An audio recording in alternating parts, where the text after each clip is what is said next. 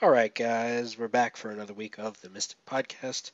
You know the deal by now, but just in case you don't recognize me because I sound slightly, sort of, not really off, I am Not. What do you Strider mean Zero. not really off? You do sound off. Well, if you couldn't tell by my speech pattern of being incredibly beating around the bush and not quite so very, but sort of vague-ish, I'm Strider Zero. And you already know me, Don Italy 92. So, welcome back, hopefully. But if you're new, go watch episode one, sort of, maybe, kind of, and you'll see what we're about. But if not, well, we're Well, about this. That's it. da-da-da-da. So, um, I have one quick thing before we go into The our meat. normal stuff, yeah. And that's, like, when we're talking about, like, Japanese Japanese dubs of anime, a lot of times they don't scrutinize it very often. And meanwhile, the English dub will get extremely scrutinized. For example, one of the things that was criticized of Naruto's English dub early on was with Itachi and how in his flashback he still sounded like an 18, 19, 20-year-old dude when he's supposed to be 13. But meanwhile, the Japanese Itachi still sounded like he could play hacky sack with his nuts. But he was like, Naruhodo, Sasuke. But nobody's willing to point that out because it's the Japanese dub. Exactly. Basically. You know, the Japanese, they get everything. That's the one. As an anime and manga fan, you should be outraged at how unfair it is, because anime and manga over there in Japan is pretty much their life, and so they get everything. They get the friggin' they get anime Disney World and everything. Like anime is it's huge. It's bigger than anything here. Anything you can't even compare it to anything here because nothing here is that big. Because there's just so much. But over there in Japan, they get everything. There's like manga and anime stores that sell anime and manga on every street. They have anime themed restaurants and theme parks all over the place. And we have, like, trending twerking.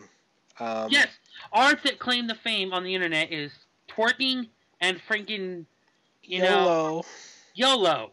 Whereas you go over there, they got all the cool shit. And all the weird shit, but that's besides the point. Yes, but the fact is that, yes, if you dig into the deep, and I mean deep, archive of anime, you'll find some pretty messed up stuff. Though, to be fair, if you dig deep in the southern U.S., you'll find some pretty messed up shit, too. But it's just the fact, well, no.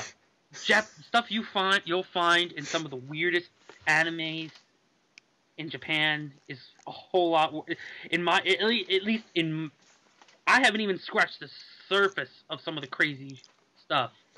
I mean, they have, like, what makes it worse is the fact that it's more acceptable that certain themes are used so much. Uh-huh. Like, for instance, they cover many topics that are considered very taboo over here, such as like they'll have on a regular basis animes about incest and that have tons of fan service, and that's just the basis. You got some that might include friggin' borderline hentai stuff, whereas others might cover even weirder topics like the other taboo subjects, all the various forms of sexuality, asexual, homosexual, heterosexual, asexual, bisexual, transsexual, and sexual, and some other ones you haven't even heard of yet. Right. And you know, and it's just weird, but at the same time, to them, it's the norm. Right. So now, granted, I'm not saying bring everything over here, but the fact is that there are certain things that America can learn from that, and that is they can, like, we need them to understand that they need to make a better system of bringing that content over to America. Yeah, what we need is a Toriko coffee shop. You go in there, you get hyped up, and you leave. That's the thing. It's that, honestly, like, that's one of the many, many issues that plagues anime and manga, is that, certain series, no matter how good they are, might not get the recognition they deserve. But if they brought over more stuff, like more like widely spread memorabilia, and offered it more, gave us more stuff to do with anime than just hide ourselves in an anime convention. Right.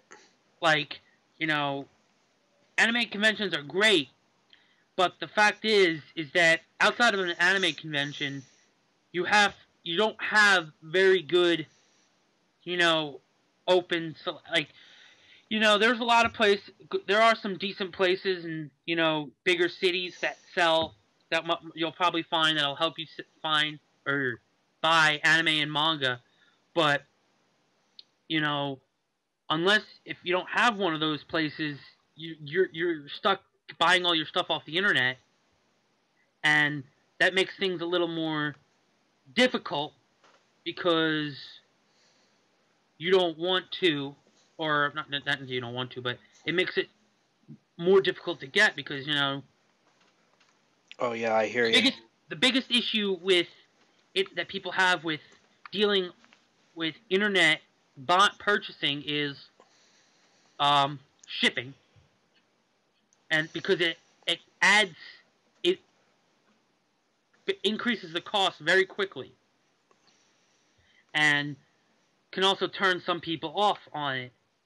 But it's not just that; it's also making it more available to people, not just, because, like, for instance, as we don't remember if we discussed this in our last podcast, but they cut down Toonami's block, or they're planning on cutting it down, the amount of time down. I think this weekend. Right. So it disappoints me because that's. I mean, it was already not enough exposure. Right. So I don't know what we're going to, be able to do if. Yeah. Because it makes things more difficult. Like Strider was saying, if they had anime themed restaurants or anime themed parks, or just more anime manga focused stores, like, I'm sure a lot of independent comic shops, and I've even seen Barnes and Nobles, they have manga, but a small portion of their store. Right. If they had a lot more anime manga stores that sold only anime and manga related memorabilia, it wouldn't be so difficult. It would help. It would make things more easy because, like, for instance, GameStop is a great source of information because for gamers, if gamers can go to GameStop and usually get the people who work there are very well knowledgeable about a lot of games, so they can help you with certain pieces of information. The same deal could be said if they had an anime manga focused store. It would be able to help people by giving them it help useful information about stuff. Right. You Yeah, know, we need like the problem is like there's such a stigma that follows not only cartoons but anime in general, like anything Japanese that is like, oh, it's for kids or it's weird. It's like one or the other. to or yeah. In fact, and that thing is that, but we need that's uh, like we anime the anime manga community has really come far, but unfortunately, it still hasn't come far enough in this country, and we've hit the ceiling, unfortunately, for that in America. And unless they do other certain take certain precautions or do certain things, it's going to be nearly impossible to do anything about it. Yeah, we'll Because see. we can only do so much as Americans. Like, you have all the people all over the internet doing, on YouTube doing videos about anime and manga, and you have forums and websites and all types of things. But you don't. But we just you need, but without any actual physical, like, we need more places to experience it and communicate or physically be with other people who are like-minded, because Hmm. plenty of other people have that. You know people who are into American comic books have their comic book stores where they can go there, and pretty much anybody who walks into that store is going to be a comic book fan. So they have, it kind of makes it like a meeting place almost. Hmm. And but unfortunately for anime and manga fans, there isn't that many. There aren't really that many places, Yeah, where there's guaranteed interaction with other anime manga fans. yeah. You know what? You know what the U.S. really, really needs, and what we need are more people like the Avatar, not company, Avatar team that made the last Airbender and Korra. We need more people like them who are willing to make Japanese influenced American cartoons like them, TMNT. We need more of those, and we need more companies that are willing to do these. There are them; they do exist, but They have you wouldn't trouble know any gaining of their traction, names. but they have trouble gaining traction. You wouldn't know any of their names because they're not big. Like you could say, okay, work with Nickelodeon, but after Nickelodeon is crap. after how they treated Brian and Af- Mike, well, People aren't very aren't jumping at the chance to try and work with Nickelodeon on stuff like that. That's why I feel like, honestly, one of the huge things that could help was if they could actually get like an anime network. hmm Like, you have Toonami, but that only has, with such a small block, they only have room for so much. And usually they try to reserve it for, weekly English dub episodes of certain animes.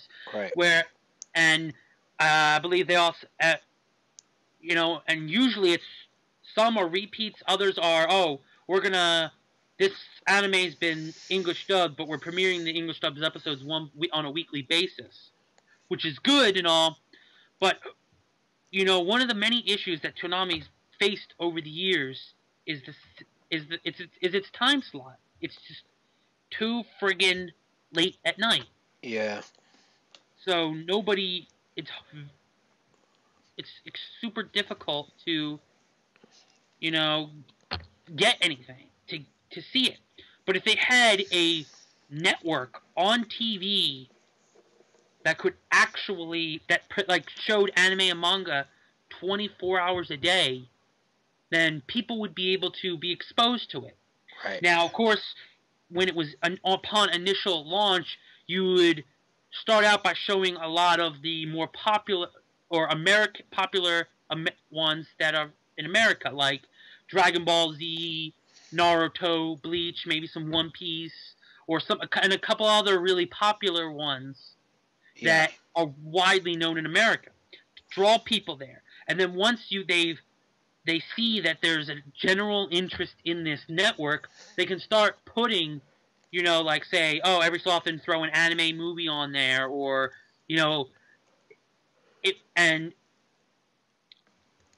they have it. Cable is a wondrous thing, and there have been so many, just so friggin' many. There are so many networks out there that are dedicated to various specialties, that specifically deal with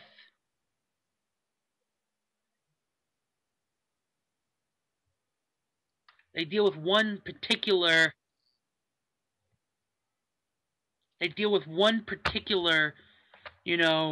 interest. Like they have the Animal Planet for animal-based shows. They have, a network. They have network for just about for a large amount of different interests. Sports. Right. They have the Discovery Channel, the History Channel. They have your main networks. They have various American cartoon shows or focused networks. And there are hundreds of channels that a lot of them are either just empty slots or just repeats of other channels that don't need to be there. I guarantee you, they can afford to put one channel out there that plays anime and manga. Right. And it wouldn't be too hard. And it would literally help in the greatest. Because that's what it would, and I feel like that's what it would be a major step forward in helping advance the anime and manga community. Yeah, probably. Luckily, we've had a breakthrough with Attack on Titan was really big in the U.S. lately. Of course, it was bigger in Japan, but it was pretty big. You saw it at the frickin' con, how many Attack on Titan people there were. Oh my gosh. Oh, yeah. It was an infestation. I would go as far as to say. Oh yeah. Very big infestation. Yeah. And that's been a breakthrough. We need another thing like that though. We need one of those, like another Naruto, another DBZ, something like that at the right time slot. And that's what I'm saying is that, we need, because it would really be helpful. Because... Yeah. Television generates the most revenue. It reaches the most audience, viewers, out of any type of media. Look for anybody who's ever been... Just look at the trend with manga volume sales in Japan. Typically, mangas that have an anime adaptation tend to have better sales than ones that don't. Uh-huh. On average. So, needless to say, that's, something that they should seriously think about doing. Yeah.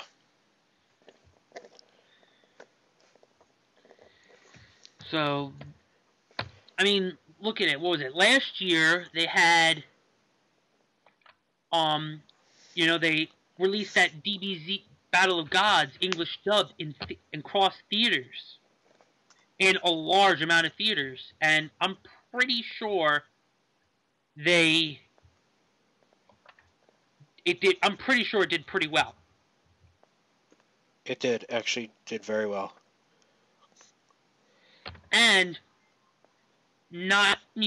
wasn't as widely done, but they also had this month they are doing the showing the English subtitled, an official English subtitle version of Naruto the Last in theaters in America this month. Unfortunately, not in as many theaters, Yeah. but it's still it's a step in the right direction, but it's still not good enough. No. Nothing near us. Nothing near where we live, but it still isn't enough because they need more exposure. Yeah. They outright need more exposure, and it doesn't have enough exposure, unfortunately. Yeah. So, needless to say, you could definitely use the help. Yeah. Honestly, because, for any of you who don't know, I plan to go into writing as a profession. And honestly, one of my goals as a writer is to utilize like inspiration from anime manga style and sort of Americanize it and hopefully draw attention to that type of demographic as well as an American demographic. I think that would bring great. viewers to the community as well as the other way around too.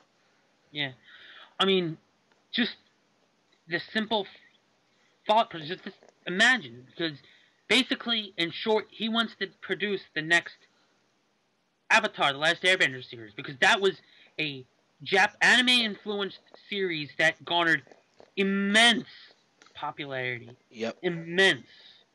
And if Nickelodeon wouldn't have sticked around with the series, Legend of Korra could have been an amazing. Not only even would have been probably 10 times better, but would have started quite possibly an entire universe, there would have been a much bigger universe that they could have expanded on. Right. Because I guarantee you, if Nickelodeon didn't screw them over, not only would they probably would have had more time to explore Korra's story, which would have made her story in turn better, but they would have jumped at the gun at a chance to do a more Avatar animated series. Yep. Or movies, or whatever, for Nickelodeon. But no, Nickelodeon's like, screw you. Yeah. So, needless to say, it's just not what we're hoping for, and hopefully they will do something about it in the future. Yeah, definitely. So, hopefully I can do something about it in the future. Oh, yeah. Hopefully, I wish we all could. But, no matter how many, anime manga reviews out there, it's not gonna always be enough. Mm-hmm. We need a real difference to be made by someone. Yeah. And if Strider can be that person by becoming a writer and, doing what he dreams to do, then all the power to you. Because, I love writing my, fanfic, but I'm nowhere nearly confident enough to do something on scale of a full-length TV show. Uh-huh. That would require me to come up with even more detailed information about the story than I already have. Yeah. And that's a challenge in and of itself. At least for me. But Strider here, he's, this is what he lives and breathes to do. Yeah, I mean, you look at Tale of Iron, has some Japanese influence as well as a lot of American, even some European influence. Well, don't forget and of course it also helps that it has a lot of, it has, just like with a lot of other any series, there is going to be certain levels of, like, a lot of series have, like, culture jokes. Yeah. Cultural references. And sometimes and usually you probably won't get those every writer at least puts in a few, whether it be for a TV show, anime, manga, whatever. Yep. They always throw in some lovely inside jokes. Mhm. So, but needless to say, that's not our not the issue that No. we're here. And the issue is that they are being, in all intents and purposes, they are cock blocking us when it comes to anime.